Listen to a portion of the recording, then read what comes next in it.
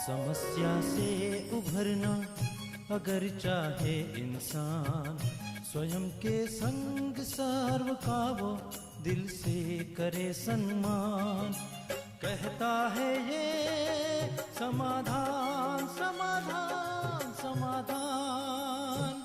समस्या से उभरना अगर चाहे इंसान, स्वयं के संग सर्व का वो दिल से करे सम्मान। कहता है ये समाधान समाधान समाधान समाधान समाधान समाधान।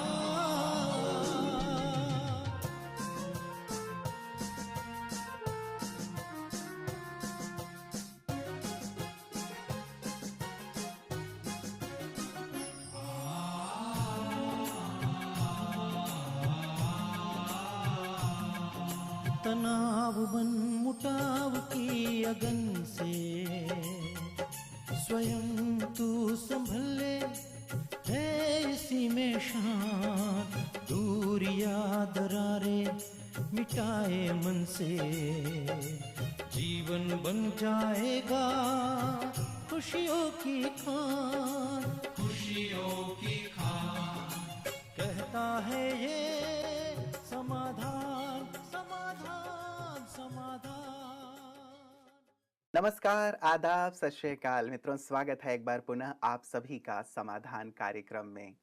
कल हम सपनों की चर्चा कर रहे थे कि सपनों को हम कैसे साकार करें, और हर एक व्यक्ति को स्वप्न अवश्य देखना चाहिए, क्योंकि सपने ही सचमुच जीवन में स्फूर्ति प्रदान करते हैं। यदि सपने ही ना हो कि हमें जीवन में क्या करना है, तो जीवन तो बिल्कुल नीरस हो जाएगा, उमंग उत्साह नहीं रहेगा, हमारी कर्मठता समाप्त हो जाएगी। सपने देखें अनेक लोगों ने, लेकिन कुछ लोग उसे पूरा कर पाते हैं और कुछ लोग नहीं कर पाते। कई कारण होते हैं, कल भी हम लोगों ने चर्चा की थी, लेकिन आज भी हम इस चर्चा को जरूर भ्राता जी के साथ आगे बढ़ाएंगे, क्योंकि ये बहुत इंपॉर्टेंट होता है हर एक व्यक्ति के लिए। मैं डॉक्टर एपीजे अब्दुल कलाम जी के बारे में पढ़ रहा था। वो कहा करते हैं कि सपने वो होते हैं जो हमारी नींद उड़ा देते हैं। वास्तव में जब हम कोई लक्ष्य बनाएं, जब हम कोई स्वप्न देखें, तो हम लग जाएं उसके पीछे कि जब तक हम उसे प्राप्त नहीं कर लेंगे तब तक चैन से नहीं बैठेंगे। डॉक्टर एपीजे अब्दुल कलाम जी का जीवन भी बहुत सारी प्रेरणाओं से, बहुत सुंदर घटनाओं से भरे हुए हैं। संघर्ष उन्होंने भी बहुत किया बचपन से लेके, और आज वो भी शिखर पर हैं। सभी युवाओं के लिए, देशवासियों के लिए, सारे विश्व के लिए प्रेरक हैं। साथ ही हम बात कर रहे थे मेसी की, जो कि एक शॉप में चाय सर्व किया करते थे। और जब कभी भी हमारे देश में या फिर विश्व में चाय की चर्चा होगी, तो मुझे लगता है कि हमारे प्रधानमंत्री आदरणीय नरेंद्र मोदी जी की चर्चा ना हो, ऐसा तो होगा ही नहीं, क्योंकि उन्होंने भी यहीं से शुरुआत की थी और आज संसार के सबसे बड़े लोकतंत्र के वो प्रधानमंत्री हैं। न केवल युवाओं के लिए बल्कि सभी के लिए ये एक प्रेरक बात है कि हम स्वप्न देखें, और अपने लिए नहीं बल्कि समाज के लिए, देश के लिए जिएं। ये हमें अनेक प्रकार की ऊर्जाओं से भर देता है। साथ ही लोगों के अंदर से भी जो दुआएं हैं वो हमें प्राप्त होती हैं, और विशेष करके परमात्म शक्ति भी हमें मिलती है इस स्वप्न तक पहुंचने के लिए। तो स्वप्न जरूर देखें और साथ ही उसे साकार करने के लिए लगे रहें। इन्हीं शुभकामनाओं के साथ आइए आज की इस कड़ी की शुरुआत करते हैं। अभिनंदन करते हैं भ्राता जी का। भ्राता जी, बहुत बहुत स्वागत, अभिनंदन है। थैंक्स। आदरणीय जो हमारे प्रधानमंत्री जी हैं नरेंद्र मोदी जी, सबके लिए बहुत प्रेरक हैं, आदर्श हैं। उनका व्यक्तित्व ही बहुत गरिमामय लगता है। क्या कहेंगे भ्राता जी, एक फर्श से उठ के अर्श तक पहुंचना कैसे संभव हुआ मैं होगा? सोचता हूँ चाहे हमारे भूतपूर्व प्रेसिडेंट कलाम साहब हों, जी, हमारे आदरणीय नरेंद्र मोदी जी हों, और भी कुछ हस्तियां हमारे सामने हैं, गरीबी से उठे सर्वोच्च पद तक पहुंच गए। मुझे लगता है लाल बहादुर शास्त्री जी भी हाँ, एक बिल्कुल उदाहरण थे। उन्हीं का एक जी उदाहरण था। जी दूसरा, ये दोनों महापुरुष कलाम जी और हमारे मोदी जी, देखिए, पवित्र हैं। इनका जीवन वासनाओं की ओर नहीं गया। जी। मैं जब मोदी जी के बारे में सोचता हूँ तो पहले से ही आरएसएस के कार्यकर्ता रहे, त्यागी, तपस्या के लिए पहुंच गए हिमालय में, ब्रह्मचर्य की प्रतिज्ञा कर ली, कर्मठता उनका एक विशेष जैसे टैलेंट था, लगे रहे। लोग उनके बारे में गलत प्रचार भी करते रहे। किसी व्यक्ति को जब आगे बढ़ना होता है, ये पॉलिटिकल फील्ड तो ऐसा है कि संघर्ष मनुष्य के सामने होता है। विरोधी लोग अनेक बातें करते हैं, जैसे मैं सुन रहा था, वो हैं ब्रह्मचारी, वासनात्मक नेता उन्हें नपुंसक कह रहा था, जो खुद बहुत विषय वासनाओं में रत है। मैं सोच रहा था इसे क्या पता ब्रह्मचर्य क्या होता है, इसे क्या पता हमारे देश की पवित्रता कितनी जबरदस्त चीज है। जो बूढ़े होके भी शादी कर रहे हैं वो लोग पवित्रता पर आरोप लगाते हैं कि नपुंसक है। अन्ना हजारे जी ने भी इस बात को कहा था कि ब्रह्मचर्य की क्या शक्ति होती है, वो लोग इन्हें क्या क्या जाने पता, जिन्होंने नेता क्या जाने। तो वास्तव में मैं अपने मोदी जी का, मेरे दिल में बहुत सम्मान है पहले से ही। अचानक वो देखो चीफ मिनिस्टर बने गुजरात के, वो तो कहीं थे ही नहीं बेचारे, उनको बना दिया गया। एक चमत्कार सा लगता है, दैव योग सा लगता है। जगह, भाग्य ने साथ दिया, फिर चुनाव जीतते रहे और फिर उनको चुन लिया गया पार्टी ने इस पद के उम्मीदवार के रूप में। कितना संघर्ष उनको सहना पड़ा उस बीच में भी, और उनके साथियों ने कितना सहयोग दिया, और जैसे उनका नाम उछला तो देश में एक अलग लहर छा गई। मैं एक बात और सोचता था कि मनुष्य के विचार उसे बुलंदियों तक ले जाते हैं। मुझे याद रहता है जब उन्होंने कहा हम देश का शीश झुकने नहीं देंगे, सारा देश उनकी ओर हो गया, क्योंकि देश का शीश झुक चुका था। तो देखिए, एक ही विचार ने अनेक लोगों को उनके पीछे ला दिया ना। तो मनुष्य का त्याग, उसकी तपस्या, उसका सेवा भाव, उसकी कर्मठता, उसके पावरफुल विचार, कुछ करने की अभिलाषा मनुष्य को महान बना देती है। हमारे इन सम्माननीय प्रधानमंत्री के पीछे परमात्मा ब्लेसिंग है, और मैं तो ये देख रहा हूँ कि उन्हीं की छत्र छाया इनके सिर पर भी है। लोग भले कितना भी गलत प्रचार कर लें कि वो एक अल्पसंख्यक लोगों के विरोधी हैं, ऐसा बिल्कुल नहीं है। उन्होंने स्पष्ट कर दिया है, अब मैं सारे देश का हूँ, विकास सबके लिए होगा। और उन्होंने अपने एक इंटरव्यू में कहा भी था भ्राता जी, उन्होंने कहा कि यदि कोई भी समुदाय मुझसे मिलेगा, चाहे वो मुस्लिम समुदाय है चाहे अन्य समुदाय है, जब वो मिलेंगे तो मुझसे कहीं और ज्यादा प्यार करने लगेंगे। शायद लोग ये भ्रम भ्रम, वो आरएसएस से जुड़े हुए थे तो लोगों ने सोच लिया ये उनके विरोधी हैं, ऐसा कुछ नहीं है। जब उनके विचारों को अनेक लोगों ने, मुस्लिम्स ने भी देखा, तो आपने सुना ही होगा बनारस में 6000 लोग उनकी आरती में पहुंचे थे, मुस्लिम्स, अभी भी हमने देखा। तो ऐसी कुछ बात नहीं, वो सचमुच महान है, और हमें गर्व है कि हमारे देश को एक महान प्रधानमंत्री मिला है। ये विकास की ओर भी देश को बहुत आगे ले चलेगा। भले चुनौतियां बहुत हैं, और कलयुग का अंत है, यहाँ चुनौतियां न हो तो भला कलयुग कैसा। तो क्या लगता है भ्राता जी आपको, हमारा ये मंच भी समस्या से समाधान की ओर का है, और अभी भी आपने कहा कि देश के सामने इतनी बड़ी बड़ी समस्याएं हैं, चाहे वो महंगाई हो, चाहे गरीबी हो, चाहे भ्रष्टाचार हो, चाहे नक्सलवाद हो, आतंकवाद हो, ये सारी बड़ी बड़ी समस्याएं हैं। क्या लगता है आपको कि मोदी जी कुछ चमत्कार कर पाएंगे? बिल्कुल, इस पे काम तो करेंगे ही, और जैसा उन्होंने आह्वान किया है, सब जो और भी एमपीज हैं वो सब उनको सहयोग करेंगे। हमें पूर्ण विश्वास है, एक सहयोग की भावना हमारी पार्लियामेंट में आ गई है। विरोध तो लोग करते ही हैं, जो बड़ बोले होते हैं वो तो कुछ भी कहते हैं, वो तो कहीं ना कहीं कमी मनुष्य की ढूंढते हैं, महानताओं को नजरअंदाज कर देते हैं, छोटी सी कमी को उछालने लगते हैं। लेकिन मैंने एक चीज और देखी जो मैं अपने सभी दर्शकों को कहना चाहूंगा, मोदी ये सब सुन के कुछ भी रिएक्ट नहीं करते, कुछ बुरा नहीं बोलते। उनको पहले से ही पता है कि जब तुम्हें कुछ महान कार्य करना है तो ये सब तो सुनना ही पड़ेगा।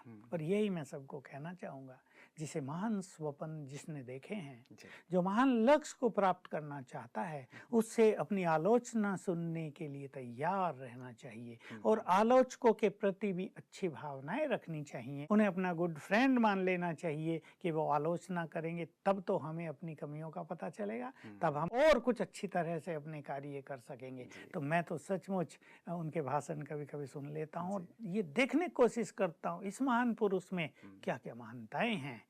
हम भी दूसरों की अच्छाई सीखते हैं, और ये मनुष्य की एक बात होनी चाहिए कि जहाँ से उसे अच्छाई मिले वो सीखे। और हम तो ये भी कहेंगे कि हमारे संपूर्ण ईश्वरीय विश्वविद्यालय में जो महान योगी हैं, लाखों जो पवित्र आत्माएं हैं, उनकी शुभ भावनाएं, उनके अच्छे वाइब्रेशंस भी हमारे साथ इस महान साथ है। नेता के बिल्कुल, साथ वैसे हैं। भी भ्राता जी हम सब देशवासी यही चाहते हाँ, हैं कि देश की समस्याएं निर्मूल हों, हाँ, एक स्वस्थ, एक स्वच्छ और हाँ, स्वर्णिम संसार बने, समाज बने, हमारा देश बने। उसमें चाहे ब्रह्मा कुमारीज़ परिवार हैं, चाहे भारतवर्ष के अनेक लोग हैं, चाहे किसी भी संप्रदाय को बिलॉन्ग करते हों। तो जब इस प्रकार से इन समस्याओं को निर्मूल करने के लिए कोई व्यक्ति खड़ा होता है, तो ऑटोमेटिक सब लोग उससे जुड़ साथ ही देते जाते हैं, हैं, साथ साथ देते हैं। देते हैं, चाहे वो मन से हों, तन हाँ, से हों, धन से हों। जिस महान पुरुष के साथ लाखों पवित्र आत्माएं हों, जी। ब्रह्मा कुमार कुमारियां हों, मैं खोल के ही कह देता हूं, हुँ, योगी हों, हुँ, उनकी शुभ भावनाएं उनके साथ हों, क्योंकि हम लोग भी देश को महान बनाने का कार्य कर रहे हैं जी। और उनका भी यही लक्ष्य है।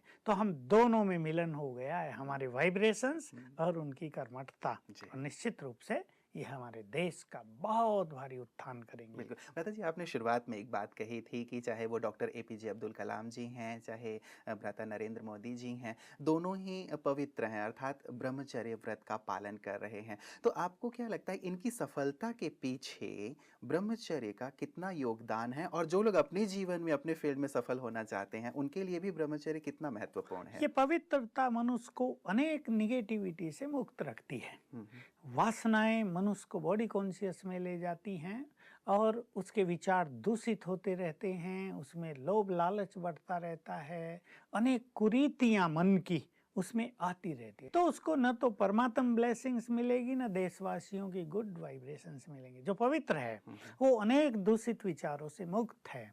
और ये बात हमारे देश के वासी भूल गए हैं कि भारत की महानता यहाँ की प्योरिटी ही है। हुँ, यही वो देश है जिसमें 4 आश्रमों का निर्माण हमारे ऋषियों ने किया था जी। और 25 वर्ष तक तो हर व्यक्ति को ब्रह्मचर्य में रहना होता था। हुँ, और बहुत सारे लोग ऐसे होते थे जो बाद में भी इसका अपनाते थे और 50 साल के बाद तो फिर से ब्रह्मचर्य अपना लेते थे। हुँ, ये हमारे देश की, और मैं कहूँगा ये प्योरिटी सारे संसार के लिए बहुत बड़ी सटिल पावर है। हुँ, इसलिए इन दोनों के पीछे इनका ब्रह्मचर्य, इनका त्याग, इनकी साधनाएं, लेकिन इनके सुंदर विचार, हुँ, देश के प्रति कुर्बानी की भावना, देश के लिए कुछ करने का जज्बा, ये भी बहुत इम्पोर्टेंट है जो इन दोनों महान पुरुषों के साथ रहा है। जी। और मैं तो फिर से वही बात कहूँगा, हमारी शुभ भावनाएं इनके साथ हैं और ये अपने इस महान अभियान में संपूर्ण सफल होंगे। बिल्कुल। भ्राता जी अब एक अच्छी बात हो गई है, पूरे देश में एक सुंदर सी लहर हो गई है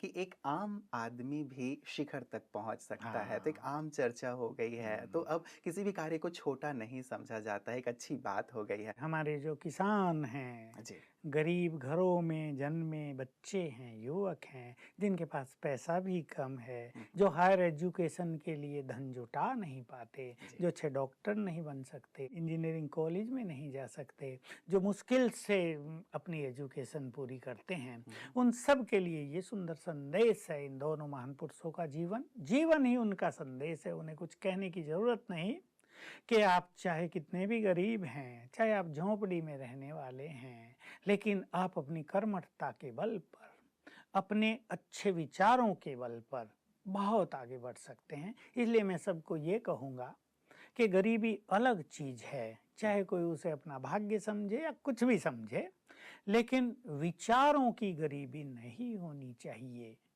जो भी मनुष्य इस जीवन में कुछ महान कार्य करना चाहता है, अपने देश को शिखर पर ले जाने में कुछ सहयोग देना चाहता है, उसे पहला काम करना चाहिए विचारों की सुंदरता। जिसके विचार सुंदर हैं वही सचमुच धनवान है, वही सुखी है। और विचार सुंदर होने से मनुष्य में कर्मठता और प्रबल हो जाती है, उसको अनेक तरह का साथ भी मिलने लगता है। और मान लो इस संसार के लोग उसे साथ न दें तो ऐसे व्यक्ति के साथ भगवान की ब्लेसिंग्स बहुत होती हैं। इसलिए कोई कितना भी छोटा है, चाहे वो चाय का काम कर रहा है, छोटे कार्य कर रहा है, बेचारा गरीब है, मजदूरी कर रहा है, उसको अब निराश होने की जरूरत नहीं, वो कर्मठ बने, लेकिन आवश्यकता ये है अपने टैलेंट्स को बढ़ाते चलें। एक व्यक्ति मजदूर है, वो यही सोचता है मुझे तो मजदूरी करनी है, भाई अब 100 रुपए मिलते हैं, 150 मिल जाए, हाँ 150 मिल जाए तो अच्छे हैं, बच्चों को भी मजदूरी कराने लगूं, वो भी कमाने लगें तो परिवार अच्छा चले। इस दायरे से जरा ऊपर निकलें। आज आप छोटा काम कर रहे हैं, हल चला रहे हैं, तो कल आप एक छोटे किसान बन जाएं, फिर थोड़े बड़े किसान बन जाएं, फिर और आगे बढ़े, बच्चों को पढ़ाएं, तो अपने दायरे को थोड़ा इन छोटी चीज़ों से ऊपर निकालें।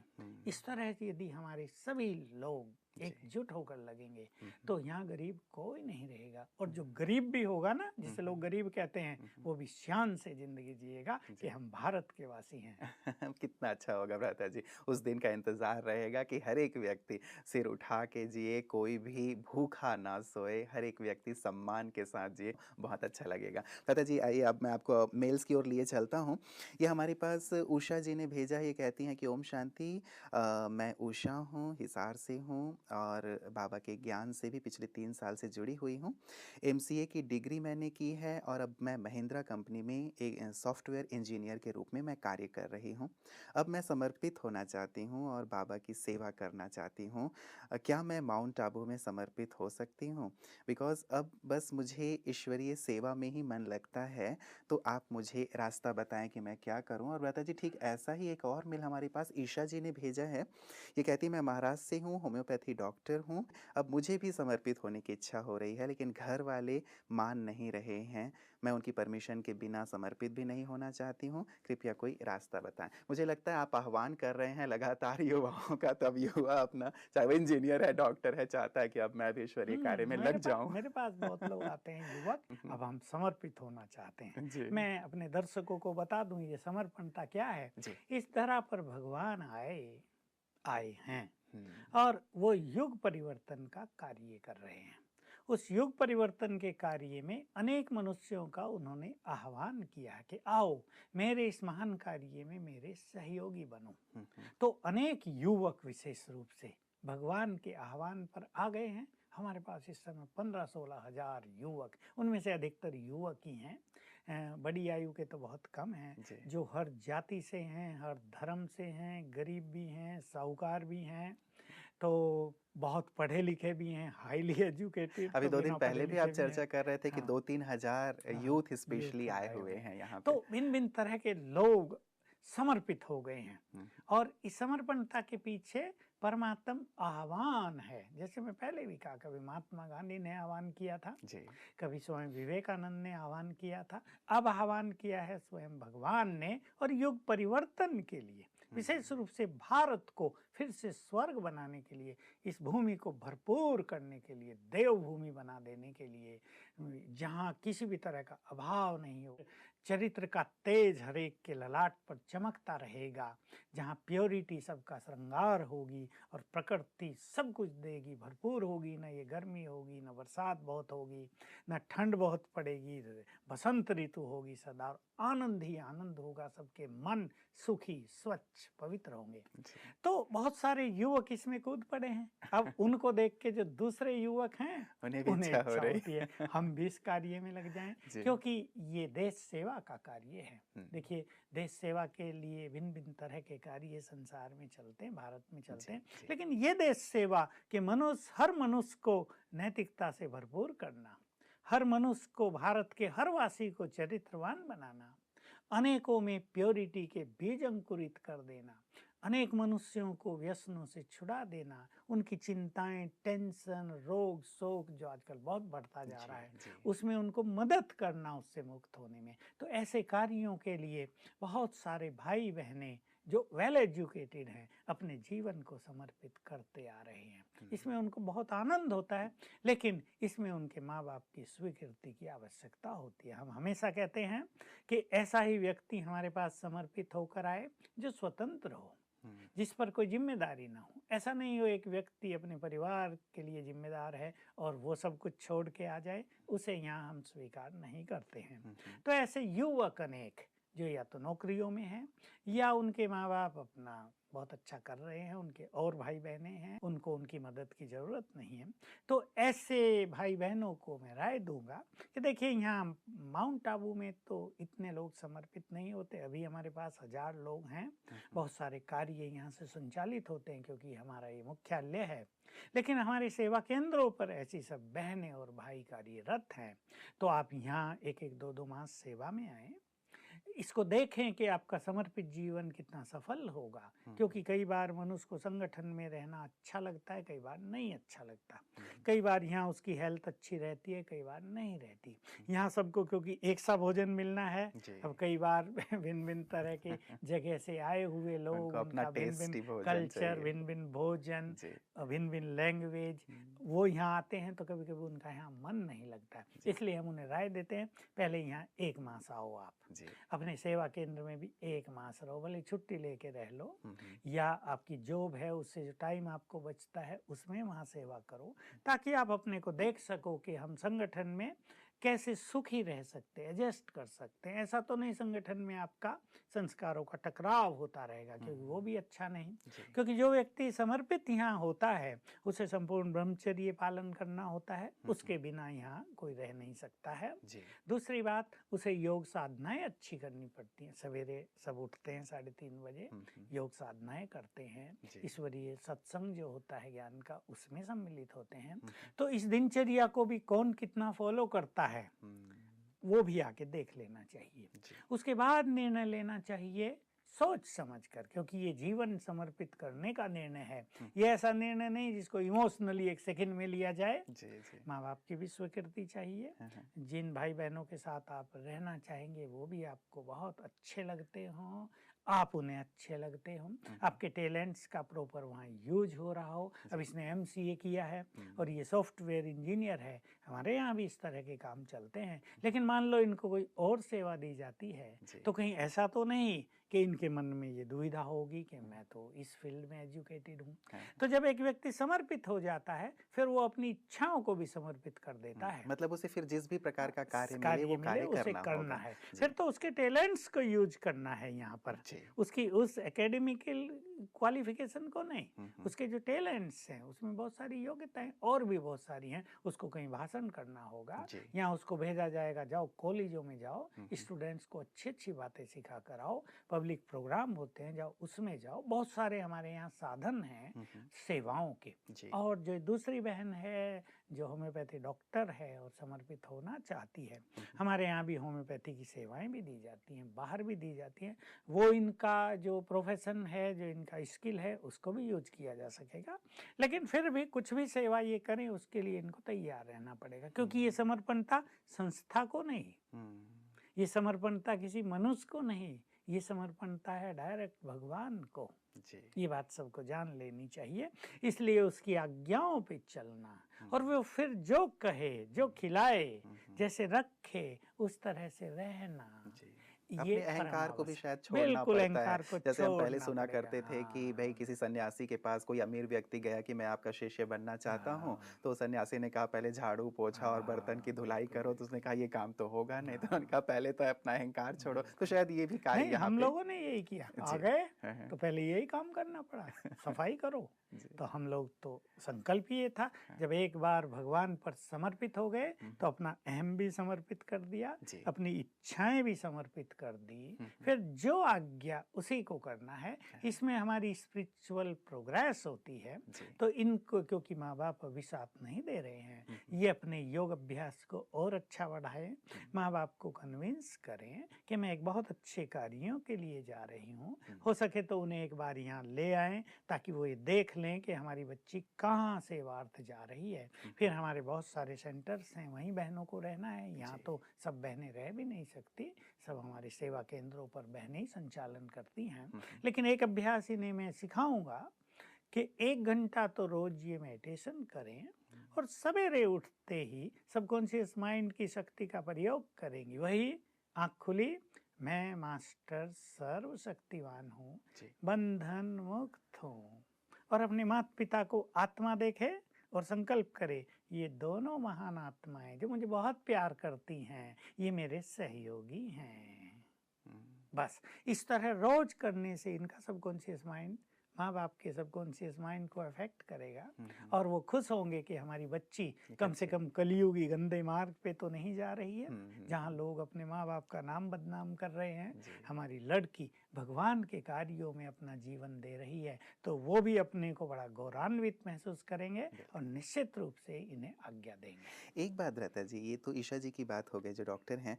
जो उषा जी हैं उन्होंने जो लिखा है वो कहती हैं कि अब मन नहीं लगता है मेरा जॉब में। तो कई बार ऐसा होता है कि जैसे हम अच्छे कार्यों को समझ जाते हैं कि ईश्वरीय कार्य है, महान कार्य है, सभी लोग कर रहे हैं और मैं अपना टाइम 8-10 घंटे एक ऐसे कार्य में दे रही हूँ जहाँ से उतनी प्राप्ति मुझे नहीं हो रही है। कुछ जॉब से मिल तो जाता है लेकिन परमात्मा कार्य में जो मिलेगा वो शायद उसमें नहीं मिल पाएगा। तो जब मन में ऐसी एक भावना आ जाती है तो वहाँ मन नहीं लगता है कि यहीं कूद पड़ूं। क्या करें फिर? हाँ, हाँ, होता है ऐसा, बहुत युवकों के साथ ऐसा हुआ है। जी। देखिए, जिसमें स्पिरिचुअल संस्कार हैं, हाँ। जिनके अंदर देवत्व है, हम्म। जिनके अंदर बहुत प्योरिटी है, भगवान से जो बहुत प्यार करते हैं, तो कई बार होता है कि कलयुगी मनुष्य जो गंदे संदे हैं, गंदी बातें करते हैं, उनके पास स्वार्थ होता है, वो अच्छी नज़र से कन्याओं को नहीं देखते, तो उनका वहाँ मन नहीं लगता। वो एक स्वच्छ वातावरण में रहना चाहती हैं, जी। जहाँ उन जैसे लोग हों, पवित्र लोग हों, जहाँ निर्मल प्यार हो, जहाँ वासनाओं को कोई स्थान न हो। तो ऐसा स्थान हमारे आश्रम है ये, तो इसलिए इनकी ये मनोस्थिति है और मैं इसको अप्रिशिएट करूँगा कि इन पर कोई भी कलयुगी प्रभाव नहीं है, इसलिए इनको यही करना चाहिए। उम्मीद तो आपने दे ही दी है कि चलिए आगे चल कर के ये भी विद्यालय के कार्य में अपना सहयोग दें। फिलहाल अभी जहाँ हैं वहाँ ही अपने अभी आप को वहीं स्पिरिचुअली एम्पावर करें, बिल्कुल। वहाँ के सेवा केंद्र पे अपना सहयोग प्रदान करते रहें और बीच-बीच में आपने निमंत्रण दे दिया है कि 1 मास के लिए, 2 मास के लिए यहाँ आएँ,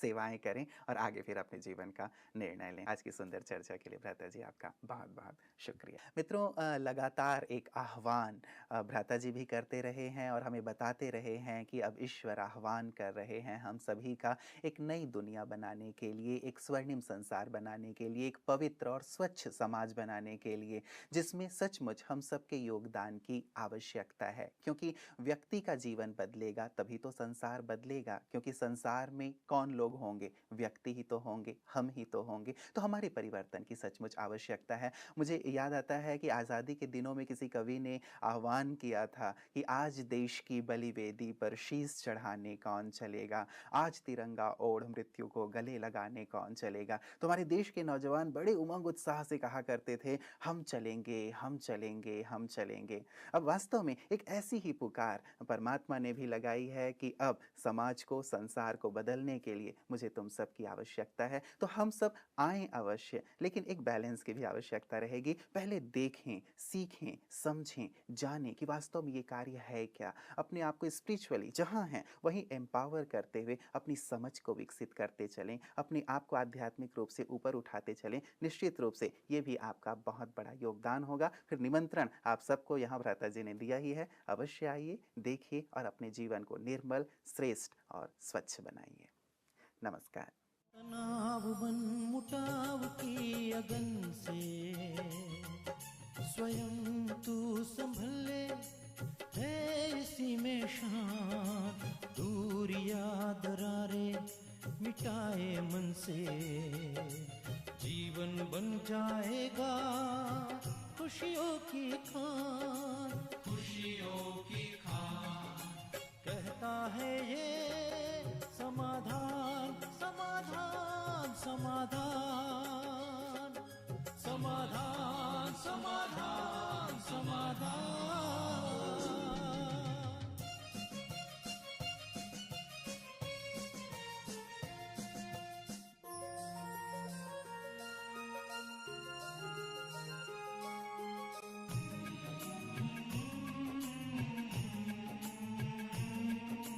धैर्य और दृढ़ मनोबल से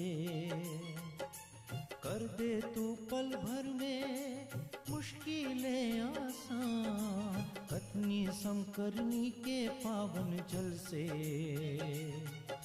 स्वर्ग बन जाएगा सारा ये जहान, सारा ये जहान। कहता है ये समाधान, समाधान,